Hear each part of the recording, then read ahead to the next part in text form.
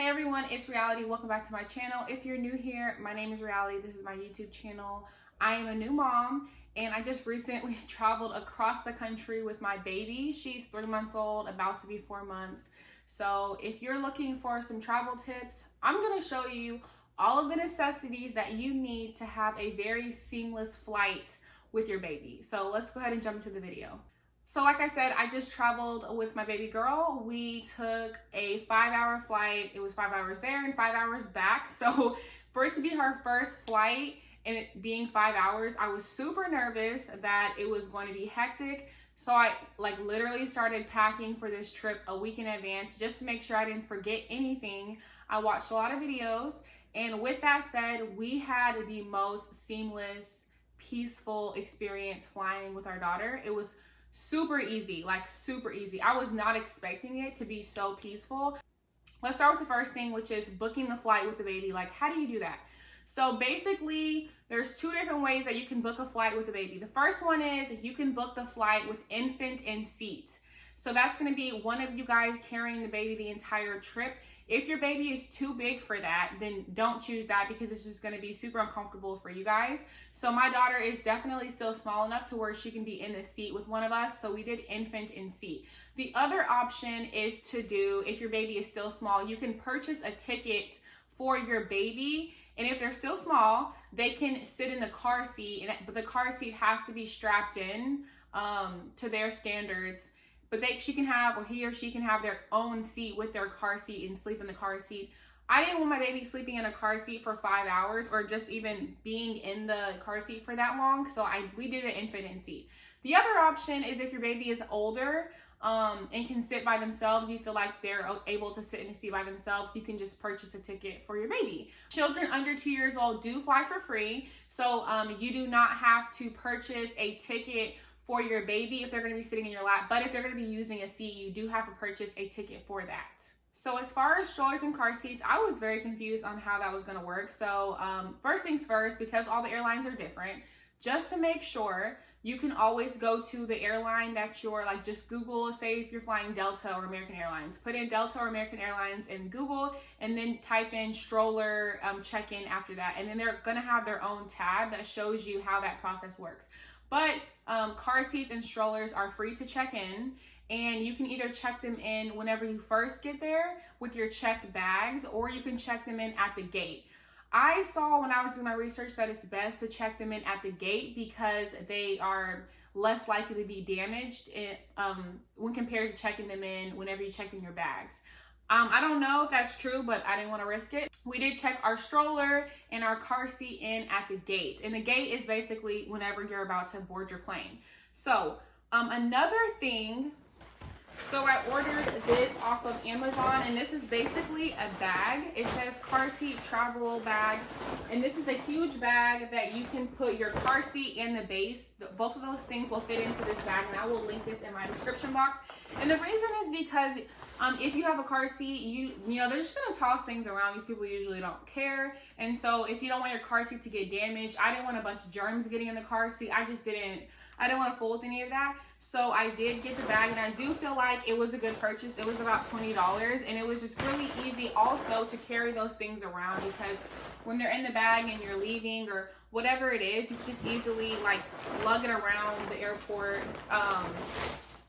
inside the bag. So that was very feasible.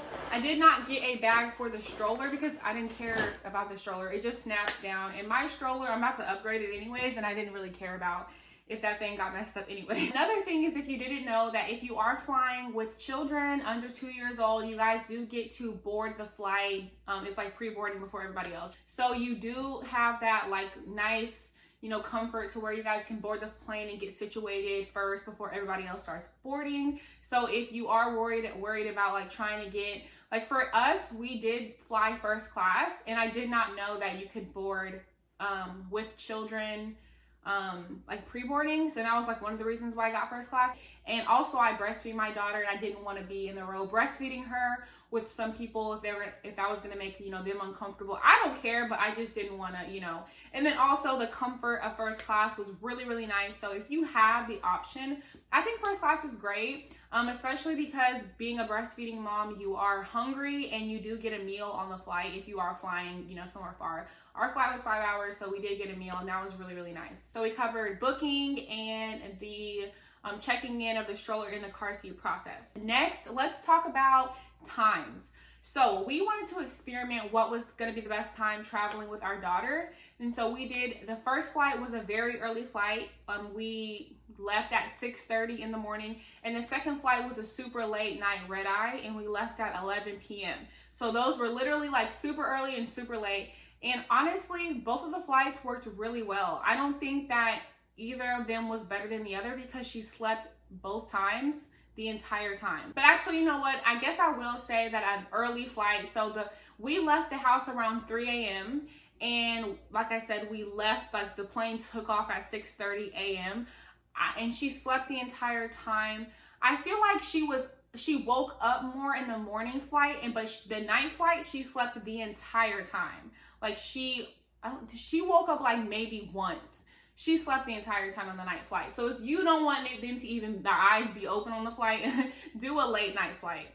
Okay, so let's kind of talk about keeping them asleep and keeping them at peace, getting to the airport, at the airport, and on the flight. Okay, so number one, I have everything with me because I'm just like, let me just show you everything. We purchased this Ergo baby carrier. This carrier was like right under $200. So the baby carrier is going to be perfect for obviously traveling in general, because everywhere that you go, you may not want to bring the stroller. Like we went to the beach, and so you don't want to have the stroller on the beach all the time. And so this came in super handy for just like walking around the beach, walking around anywhere. But as far as at the airport, you have one of two options. So whenever you get there, like I said, if you're going to check your stroller and your car seat in at the gate, then you probably don't need to you may not need this as much in the airport, because you can leave your baby in the car seat all the way up until you're about to board the plane. The only thing is that when you go through security, if you don't have TSA pre-check, then you will have to take your baby outside of the car seat. And so, and hold them while you go through the security process. But once your stuff goes through the security, you can put your baby right back in the car seat. And that's another thing, is you're going to be doing the stroller in the car seat at the gate. If you're going to check it in there, you will have to send everything through security. And so if that feels like a hassle to you, it just seems stressful, then just go ahead and check it in when you check in your bags. Just something to think about there. This is more so if you're going to check your stroller and your car seat in as checked bags when you first get there, then you definitely are going to want to get a baby carrier for sure. This is a necessity. You don't want to have to carry a baby around manually the entire time. Okay, the next thing for keeping your baby at peace in the airport and the flight, going to the airport, you guys, I got so many compliments on these things right here, which are baby ear muffs. These are noise canceling ear muffs for your baby. And so pretty much that's what it does. And so all I did was plop these on her, and y'all, I even put them on, and they do cancel out so much noise. And they also come in handy on the plane, because they're going to talk through the monitor a lot, check in, give updates on the flight. Landing can be super loud. Takeoff can be very loud. And so if your baby is sleeping, you do not want to disturb their peace, because that's just going to create a very cranky baby that has not got enough sleep. And that may even put a damper on your trip, or just the first day of the trip. So these are necessity number one. If anything, make sure that you have these. These, especially even when out to eat or we went somewhere and she was tired and she was sleeping in her car seat, I just plopped these on her ears and she stayed asleep for her entire nap. These are a 10 out of 10. I would totally I'm still going to use these in general, especially when we go out and about. You need these, and I will definitely link these in the description box. The next most important thing for having a peaceful baby that's gonna sleep the entire flight is a Boppy, y'all. You need a Boppy. Okay, I took the cover off because we just got back and I wanted to throw it in the washer because it's just been in the airport and at the hotel. But This Boppy, oh my gosh. I'm gonna insert a picture of my daughter just sleeping like a royal princess. People were just like, when they were seeing her sleep on this, they're like, oh my gosh, she has the best seat in the house. Like, she is sleeping so good. The reason this is so important is because whenever you're sitting on your seat, all you have to do is just connect it right here like you would do at the house while breastfeeding or whatever. But I just laid her on top of me, and you know, instead of carrying her with my arms, which would get super tiring, and if I fall asleep, I may, you know, like get weak and she could fall out my arms. I would just, like, I was sleeping and then she was just knocked out on her own on this thing with her headphones on, y'all. That combo went crazy. She was like knocked out the entire time. So this is another thing that if you get anything from this video, please get a Boppy. If you don't already have one, you're gonna need this the entire trip as well, because if your baby's at the point where they're sitting up or they may, you know, just at that point, this is perfect for the hotel room because they can, you know, plop it on the hotel bed and they're kind of just chilling, watching you guys do whatever you gotta do. And so the Boppy is super necessary, especially for the flight. It just makes everything so much less tiring. Like, I couldn't imagine carrying my child through the whole flight. That would just be super tiring.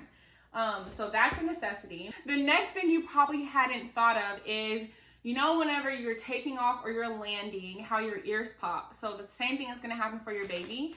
So you are going to make sure that you want to bring their pacifier, because that's something that they can suck on to relieve the pressure from their ears. But also, if you're a breastfeeding mom, you could just have your baby breastfeed and suck on your nipple. It's going to give the same effect, because, you know, we easily have the understanding to like swallow some spit, and that's going to get rid of the popping in our ears. But babies, they don't know that. And I just kept everything in these little Ziploc bags just to keep them sanitary. I do have a pacifier bag, but I don't know where it is. So also these Munchkin pacifier wipes, these are going to come in handy a lot, because if your baby is a pacifier sucker, like in general, my daughter doesn't really care for a pacifier, you're going to want something just to clean it off, just because you're going to be in the airport and just like at different places traveling. And so you want something to keep all of their little, you know, teething toys or whatever it is sanitary. So these Arm & Hammer wipes are A1. I will link these, of course. And then lastly, I was just going to say to get like a blanket, bring a blanket with you. If you do have a car seat cover, something that's going to like cover the car seat. So whenever you are traveling to the airport, that you do have something to block out the light so your baby can stay asleep. That could be anything, could just be a baby blanket. Just wanted to throw that in there. If I didn't touch on anything in this video that you're curious about, go ahead and let me know in the comment box. Thank you so much for watching this video. Go ahead and hit that subscribe button so that you can see further content, and I will see you all in the next video.